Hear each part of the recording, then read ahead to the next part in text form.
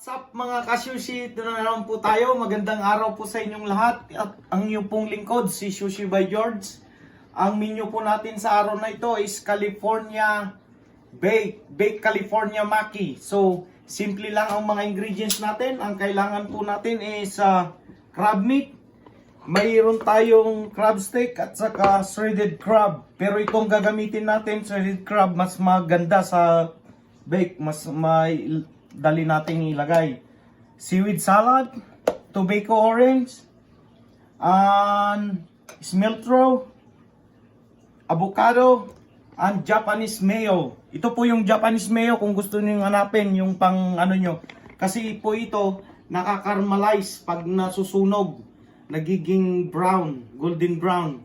And gagamit din po tayo ng Japanese mayo rin. Ito. Sweet and sour po kasi ito, masarap. Of course, sa ibabaw niya, toppings niya is Japanese mayo with chili.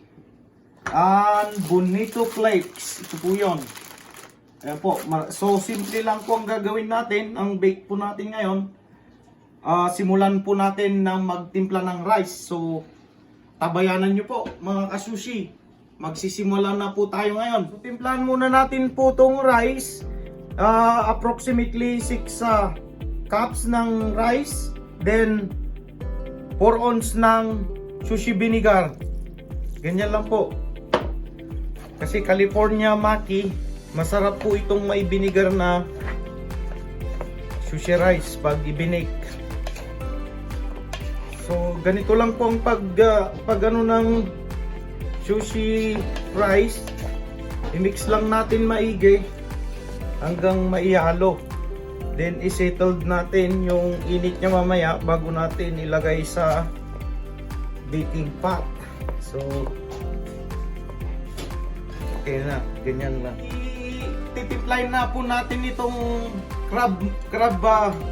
shredded crab po natin. Lagyan po natin ng Japanese mayo para mamaya i-ano natin sa ano natin, mga 2 tablespoon ng ano, dapat creamy po yung pang ano natin. Ganito lang po yung ginagamit kong ano sa baking saka sa mga roll. Yung shredded na po mas maganda, mas ano siya.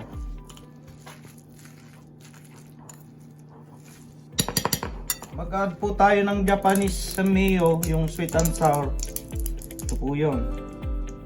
Damihan lang po natin, mas masarap. Kasi ito yung iibabaw mamaya sa bake natin. Para pag na bake ito, maganda po yung ano niya. So ganyan lang po yung ano niya. So madaling gawin lang po itong bake sushi na ito. Ideal sa mga hindi kumakain ng mga hilaw. Ito po yun. Pagkakataon nyo na po. Pwedeng pang negosyo, pwedeng pang ano, pang handa. Yan po. Ganito po, ilalagay na po natin itong rice sa baking pan. Huwag nyong masyadong i-smash. Alalay lang. Para mas masarap yung texture ng rice. Kasi ito po yung mga number 1 na ano ngayon, na sushi, big sushi. So, pwede pong pang negosyo to, pang handa. Masarap po ito.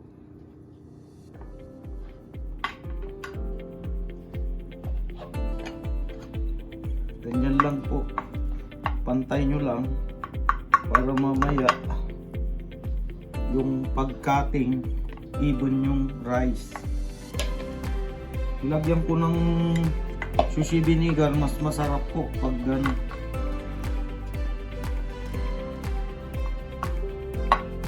Huwag masyadong marami yung rice kasi don't feed them rice, feed them sushi. Sabi nga nila. Pangit naman pag maraming rice. So lalagyan natin po ng avocado. Ganyan lang po.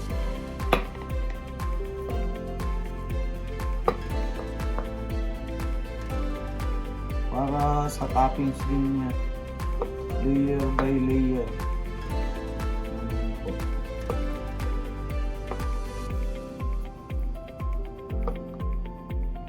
Yung iba ay seaweed ang nilalagay, pero sa atin iba. Mas masarap po ang bake yung may avocado talaga na ganito.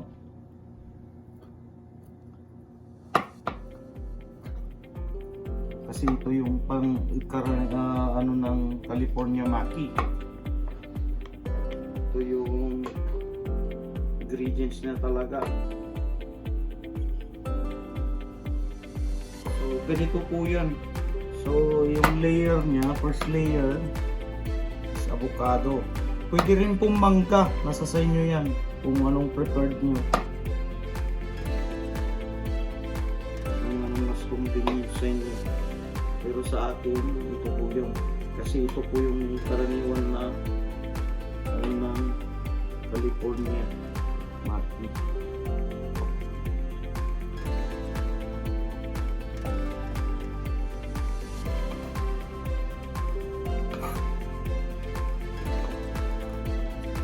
So ito na po yung seaweed salad naman po natin.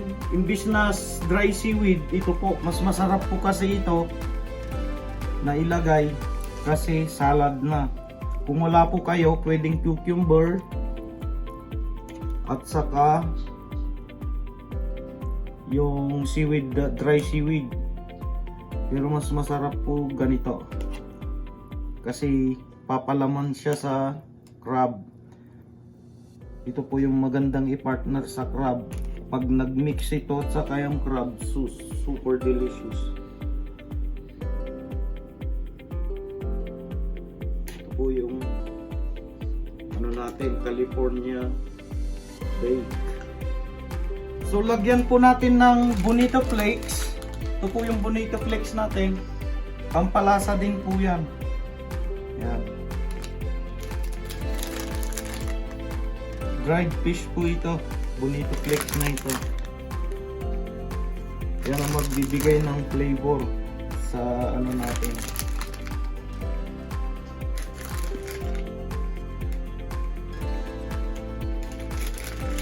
Dali lang pong sundan kung nasusundan nyo. Kasi pag sinunod nyo yung procedure na ito, maganda pong pang negosyo to kasi madali lang gawin, bake lang. I-ano nyo lang ng maliliit sa mga aluminum foil, pwede nang pangbenta.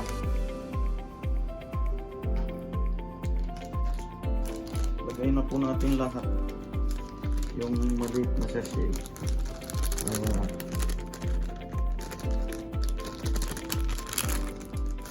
Prepare na po natin, ipa-preheat na po natin yung oven natin para pagkatapos nating may dressing latte ito, ready to put in the oven.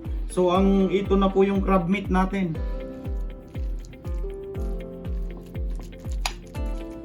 Ano natin?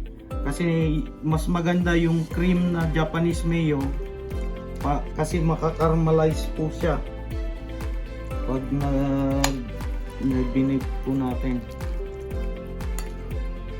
I-spread lang po natin maigi. Ganda po ng ano niya, hibla niya pag shredded. Pwede nasa sa inyo po kung anong available nyo. Yung crab stick, magtatagtag pa kayo. Ito talagang ano na, prepare na. Shredded na talaga. Over na, i-even natin lahat para maganda.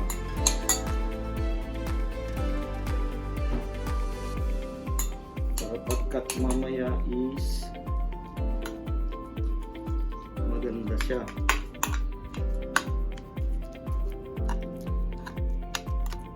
Lalagyan ko po ng tobeko sa ibabaw.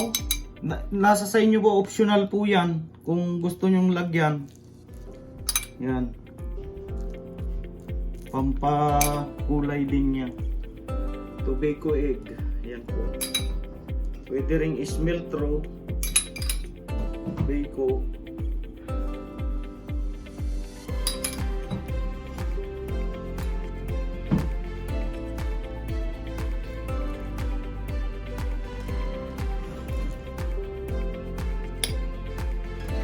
Ganda po ng kulay niya. Ito po yung mga in ngayon. Baked sushi.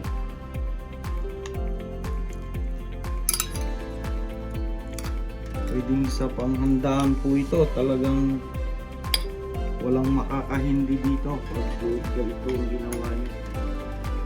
Kaya mga gustong magnegosyo, yun.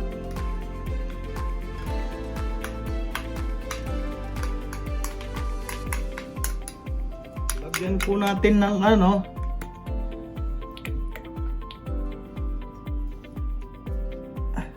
dressing niya, yung spicy po ito. Nasa sa inyo kung lagyan nyo o hindi.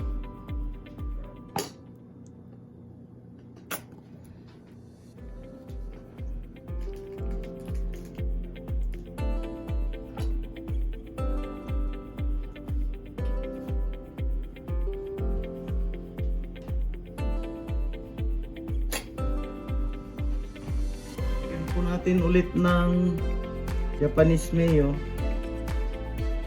Ayan po. Ano po?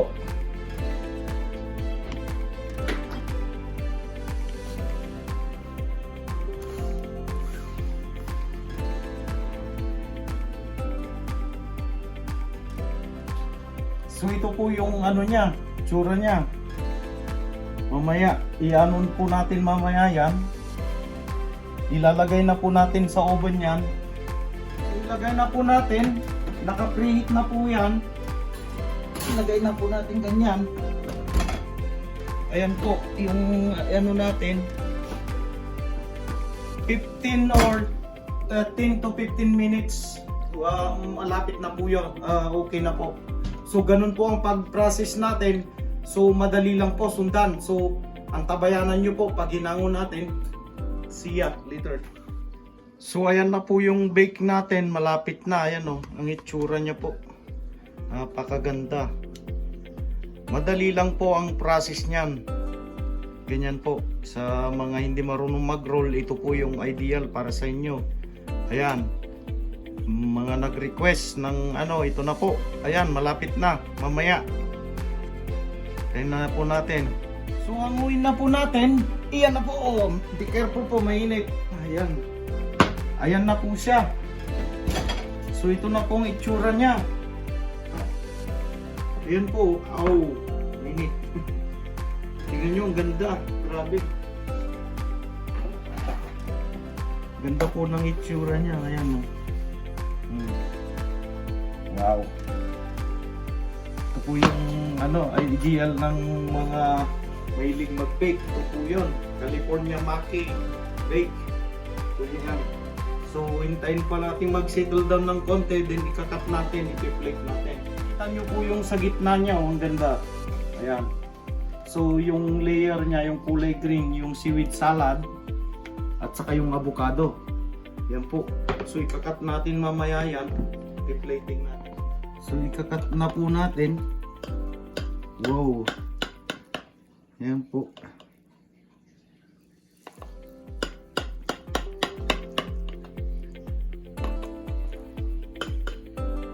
Tagos lang sa ilalim.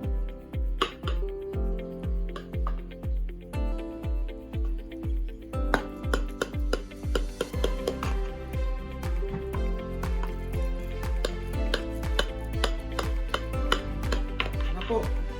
So, lalagyan po natin siya ng seaweed, ihahango natin siya. Kung isa-serve nyo, ipi-plating nyo. Ganyan lang po. Oh, look at. Grabe, ang ganda. Sarap. I like it. Ganyan lang po. Ganito lang po. Ang ganda po nung niya, yung sa salad. Yan po, ganyan. See? Maraming matutuwa niyan. po. Sarap ng bake.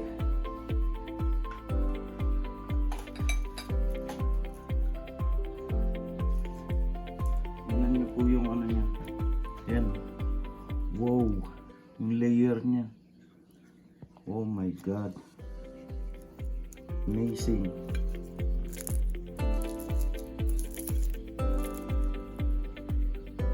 Yung seaweed salad po ay seaweed na dry seaweed.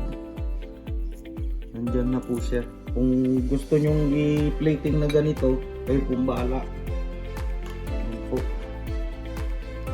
Ito po yung seaweed na ginamit ko ay pinagpatungan para sa plating niya. Mas presentable pag ganyan. Ang plating niya, ito po yung bake ng California Maki. So good. Tignan nyo yung gitna niya, yung texture niya talagang Tapos ito po yung niya, ibabaw niya. So ito na po, tapos na po yung natin, yung baked California Maki. So ito po yung texture niya. Ayan po. Wow. Yung gitna niya. So madali lang pong gawin. Ideal sa mga gustong mag-sushi pero hindi kumakain ng ilaw. Ito po, bake ang kailangan nyo, bake sushi. Dahil ito po yung pinakain ngayon. So, maraming salamat po pag nakarating kayo sa episode na ito. At maraming salamat sa nag-request kay Bernadette Natividad. Shoutout sa'yo. Ito na ang baking sushi mo. So, iwan ko po yung description sa video natin para na lahat po na ingredients para updated kayo. So, ito po yung California bake na menu natin. So, ganyan na po siya. Kung gusto nyo i-plating, kung i-serve nyo ng nasa baking pan lang, okay, nasa sa inyo. Pero mas maganda, i-plating nyo na ganito. Pag may handaan, it's so good and realistic. Yan. So, maraming salamat po mga ka-sushi. Pag hindi po pala kayo nag-subscribe, mag-subscribe na po kayo. Pindutin nyo na po yung bell button natin dito para updated po lagi kayo sa mga video na i-upload po natin. Saka sundan nyo na rin po ako sa Facebook page at saka Instagram. So maraming salamat po mga ka-sushi sa patuloy na pagsuporta natin. Sana suportahan nyo pa rin ako hanggang sa huli. Huwag kayong magsawang manood. Sana may natutunan kayo sa araw na ito. Ang menu po natin is baking California Maki. So pupunta na tayo sa testing time mga ka-sushi. So, tara! So, what's up? Darating na tayo sa portion na testing time mga ka-sushi. So, kung may gusto kayong pagawa, magpunta lang po kayo sa comment below. Mag-iwan kayo ng comment doon. Then, sasagutin ko po. Kung may gusto kayong ipagawa o gawin, i-comment nyo lang doon. Then, gagawin natin sa susunod ng mga episode. Kung may mga request kayo, may katanungan, mag-message lang kayo. So, mga ka-sushi, ito na po yung testing time. Po. Kanina pa ako takam na takam.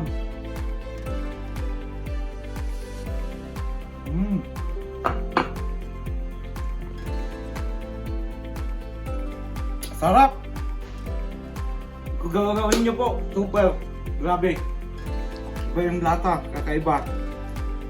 So hanggang sa muli mga ka-sushi. Hanggang sa susunod na video natin. Kita-kits tayo. Bye, stay safe and God bless. Don't forget to subscribe. Bye, see ya.